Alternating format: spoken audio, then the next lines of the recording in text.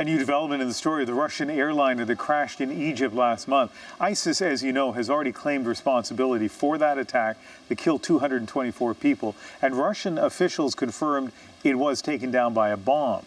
But now the terror group has published details about the actual device that it says was used, and Susanna's back with that. Well, and we should start off by pointing out these are claims we cannot verify. They are coming from the Islamic State, but they published a photo, this photo in a magazine that they publish online, English language magazine, once a month that they use for propaganda and recruitment activities. And that photo shows a Schweppes gold can along with some sort of detonator device next to it. They say that they were able to smuggle that device on board the plane through some sort of a loophole at the Sharm el-Sheikh airport, that is how they were able to smuggle it on the plane, eventually detonate it and bring down that aircraft. The magazine also says that they had initially intended to target one of the countries that were part of the U.S.-led coalition conducting airstrikes in Syria.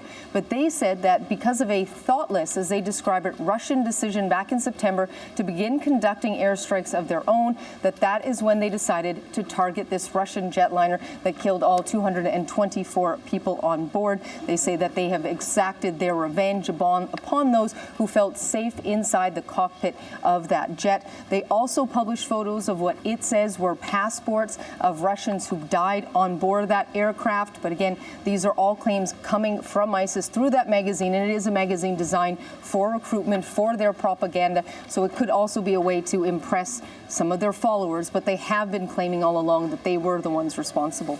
And one of the reasons we're covering it is out there. We're trying to put it in the context that you just mentioned, and also this context. What are security experts saying about the likelihood that a bomb inside a can like that could have brought down the plane? Well, some of the experts are saying this idea isn't something that's actually that new, that an experienced bomb maker could create something like this. And a security analyst and former CIA officer also points out that you don't have to completely destroy an aircraft to bring it down, that if something well placed and strong enough punctures the hull of that aircraft, the outside, that you could allow air pressure to really do the rest of it. But to keep in mind that these devices still need to be smuggled through security, through the x-rays, before they can put them on board that plane. And that remains probably the big question, which is how did it get aboard that jet? Thank you very much, Susanna.